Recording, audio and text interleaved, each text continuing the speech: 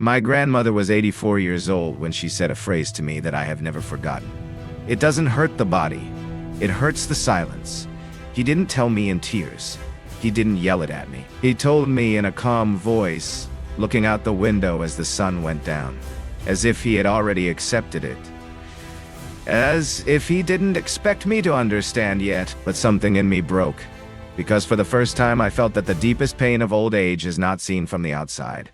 Today I want to share with you more than just a story.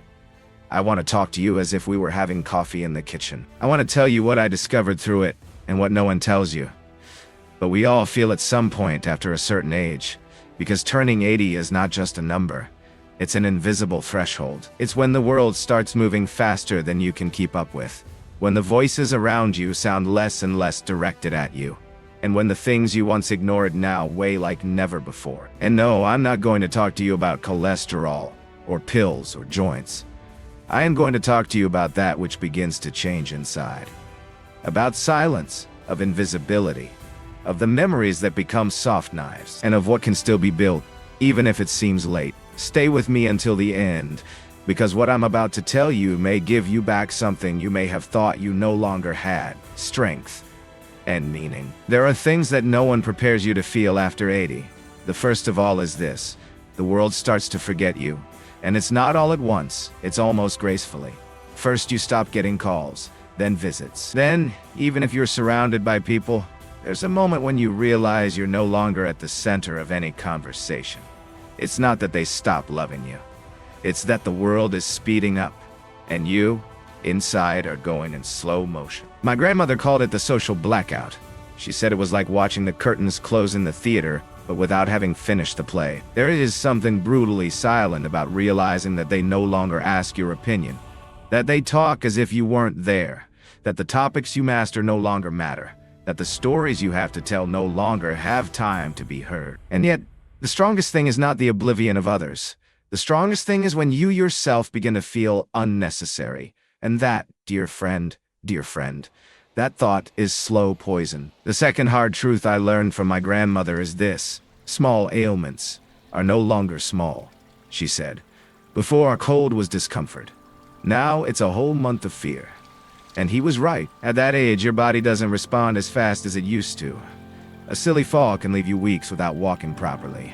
One bad digestion turns into 2 days in bed. A little forgetfulness makes you wonder, what if I'm starting to lose my mind? It was as if the margin for error was getting narrower and narrower. But what hurt most, she confessed to me one day, was not the body. It was the feeling of not being able to trust it anymore. Of no longer knowing if you're going to lose a leg when you get up, or if you're going to run out of strength to open a jar. And I understand that. Because if you spent your whole life being strong, taking care of others, solving problems, feeling your body sabotaging you isn't just scary. It hurts. But you know what I learned the most from her in that regard?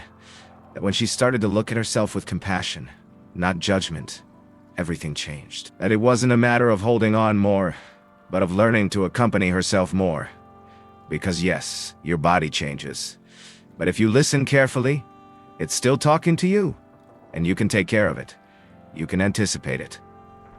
You can anticipate it. You can forgive yourself for not being invincible and still feel powerful. The third thing that marked a before and after for my grandmother was something no one wants to talk about: the phantom presence. One day he said to me, I feel like I walk into a room and no one notices. And it wasn't a metaphor. It was literal. People were talking louder among themselves. They were overlooking it. And it wasn't malice. It was cultural disconnect. Because in this society that idolizes youth, speed, productivity, time lived is no longer valued. But listen to me, you are no less because you are older. Your story is no less relevant. Your presence is not invisible. If someone doesn't see it, it's because they don't have the right look. And maybe the world won't stop to listen to you, but there is someone who will. Maybe that grandchild who doesn't quite understand yet, but remembers every time you gave him or her advice. Or that neighbor who greets you with a smile and listens to you for even 3 minutes. And if no one else does, you do it. You talk. You write. Tell what you saw. Tell what you lived. Tell what others do not dare. Because in doing so, you don't just heal yourself, you heal us all. I love you, and want you, if you are here and this resonated with you, to tell me in the comments. Write me just one word that represents you today. One.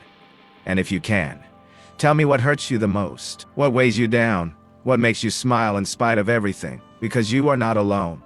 Here in this channel, we are a community, and even if we can't physically embrace each other, we can read each other.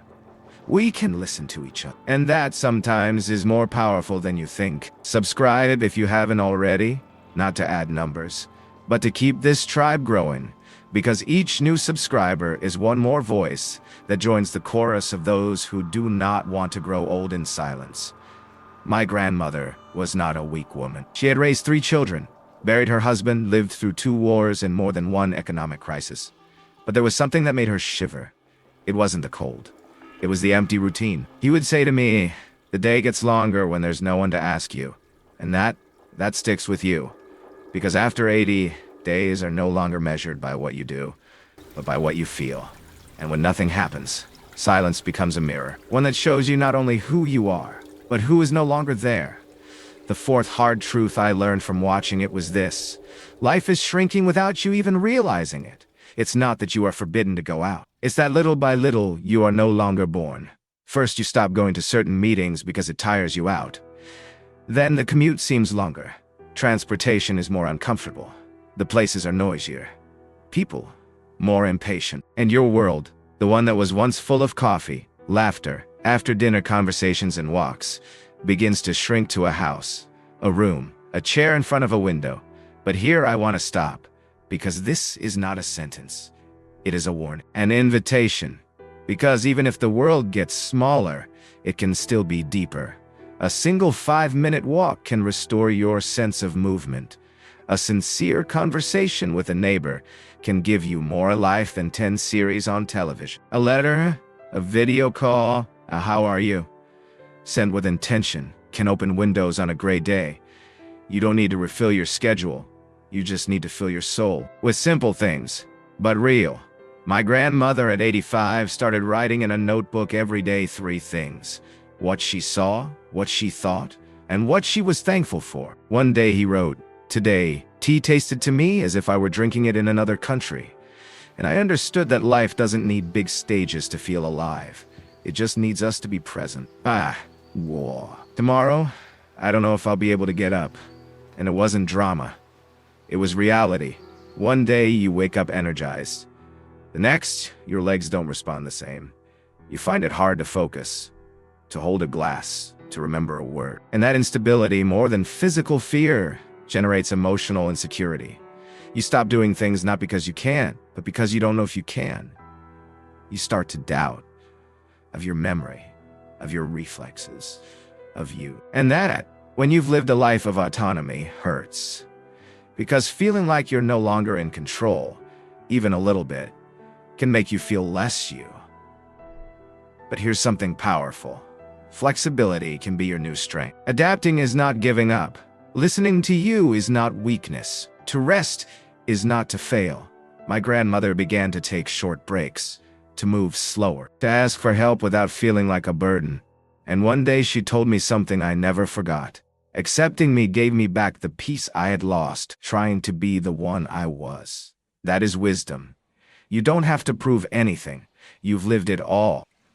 Now you just have to take care of yourself like you would take care of someone you love. And you, who are watching this, are you treating yourself with the same tenderness? I want to ask you a question. And it's not rhetorical. I want you to answer it in the comments if you can. What is the part of you that you miss the most? Your energy, your independence, your role in the family, your body, your partner? Write it down. Not to complain, but to name it. Because when we name what hurts us, we begin to heal it. And if someone reads your comment and feels the same way, we will have built a bridge. One between 2 souls who thought they were alone. Now, be shy your sides, guy. Now, before I close this part, I want to give you something that is not in any medical study or self-help book. It is a simple truth. But when my grandmother told it to me, I felt my chest open up. At this age, you no longer have to run after anything. You have to walk to the rhythm of the soul. And the soul always knows which way to go. If you have made it this far, thank you. Thank you for letting me into your home, your life, your memories. Thank you for giving me this space for you. And if this has touched you, subscribe. Not to follow a channel, but to keep walking together. Like it if something resonated with you. And if you can, share it with someone older you admire.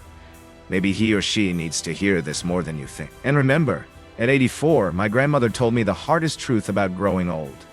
But she also taught me to look at it with love. I remember one afternoon when she had already started writing letters to herself. The ones she said were for no one, but always left where I could read them. I found one that simply said, "Growing old doesn't hurt because of what it takes away. It hurts for what it reveals." I read it again and again. And then I understood. After the 80s, masks fall. It's no longer important to pretend. You no longer compete. You no longer seek to look good.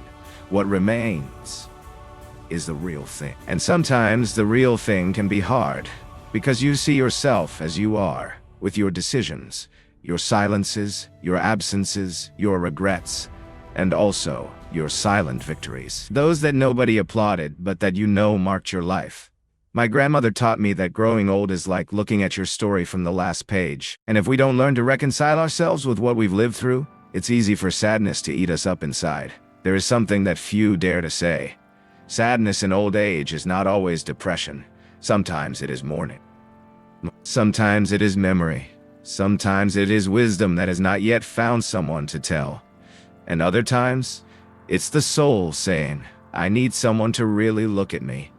But here you are, watching, listening, feeling you. And that, dear friend,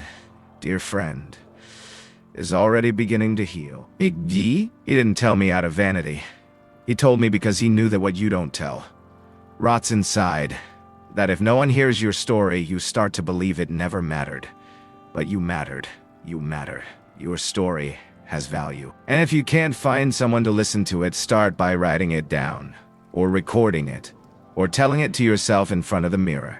Because your life deserves to be told out loud. And if you are lucky enough to have someone to listen to you, even if it's a grandchild, a neighbor, a friend, don't be silent. Tell. Because what for you is every day, for someone else may be a lesson that saves him or her. It is as simple as that. Love, when it loses the beloved, becomes that emptiness we feel in our chest. And it's okay to feel it. It's okay to cry. It's okay to miss. Because that means you are alive, that you loved, that it marked, and that even today, though the years go by, your heart still knows what it's worth. So, as we get to this part of the video, I want to make a request. Think of someone who is no longer around, and say something to them, in a low voice, in your mind, or in the comments if you're up for it. Not because of nostalgia, but because sometimes saying "I miss you" is the bravest thing you can do. And if you still have someone with you today, a mother, a friend, a partner, don't wait until it's too late. Call them. Tell them something you never said. Let them know you're still there, because when life is getting smaller, every gesture counts twice as much. And every time someone older tells me something wise, something simple, something profound, I feel she speaks to me again, through others, through you. So if you're watching this, thank you. Thank you for letting me sit with you, even if it's in the distance. Thank you for giving value to the invisible. Thank you for not silencing what many do not know how to name. Subscribing to this channel is not just about pushing a button. It's joining a community where stories matter, where life doesn't end in the 60s, or the 70s, or the 80s, where every word spoken with truth can touch the soul of another. Like it if this video touched your heart. And if you can, share it with someone who needs to know that they are not alone, that there is still beauty, that there is still a voice, that there is still a way. Because as my grandmother said, as long as you still have something to say, you're still alive. And you who are here still have a lot to say. Sometimes I wonder if my grandmother knew that her words would go so far. That a sentence spoken in a quiet kitchen, with a cup of tea and a gentle gaze, was going to become an echo for thousands of people. But maybe she did. Because wise men don't shout. Wise men sow. And you, who are here, are also part of that sowing. Because if there's one thing I've learned, it's that getting older isn't about fading away. It's becoming more essential. It's leaving behind what doesn't matter. It's staying with what really defines you. It's realizing that silence is not always emptiness. Sometimes it is sacred space. A space to remember, to forgive, to understand. But there is one more thing I want to tell you, and it is perhaps the most important. You are not alone, no matter how much it may seem so at times. No matter how hollow the house sounds. No matter how hollow the house sounds. No matter how much the phone doesn't ring, or conversations have become shorter. Here, in this community, there are people like you, and who are not willing to keep quiet. Here, wrinkles don't matter, nor age, nor titles. What matters here is what you have lived, and what you are willing to continue sharing. So if you're watching this, don't leave without leaving your mark. Tell me which phrase in this video touched you the most. Or better yet, tell me something that only you can tell. A quote from your mother. A decision that changed your life. A truth that you discovered at 70, at 80, or even this morning. Because that story of yours may be the medicine someone else needs to read. And if you haven't subscribed yet, do it now. But not because of the algorithm. But because this is not a channel, it is a tribe. A silent network of souls who, from different corners of the world, recognize each other in the invisible. Who have suffered losses, but continue to embrace life with tenderness. Who are no longer in a hurry, but have purpose. And know that as long as there is a story to tell, there is still fire in the heart. Thank you for coming here. Thank you for listening not only with your ears, but with your soul. Thank you for honoring the memory of your loved ones, your scars, your learnings. Thank you for being part of something bigger. A generation that does not surrender to oblivion, but chooses to live with awareness, with dignity, and with truth. Because deep down inside, we all carry a grandmother, a grandfather, a teacher of life. And maybe today, that person is you. So, before closing this video, I want to leave you with one last image. Imagine that today is your 84th birthday. You are sitting in front of someone who loves you deeply. He looks you in the eye and asks, "What's the hardest thing you've learned about growing old?" How would you respond? Think about it. Write it down. Or better yet, say it out loud. Say it for yourself, and for all those who still don't dare. Because as my grandmother said, what is not said is lost, and no one came all this way to be forgotten. I hug you. See you soon. And in the meantime, don't stop living your truth, to living your best life, at any age.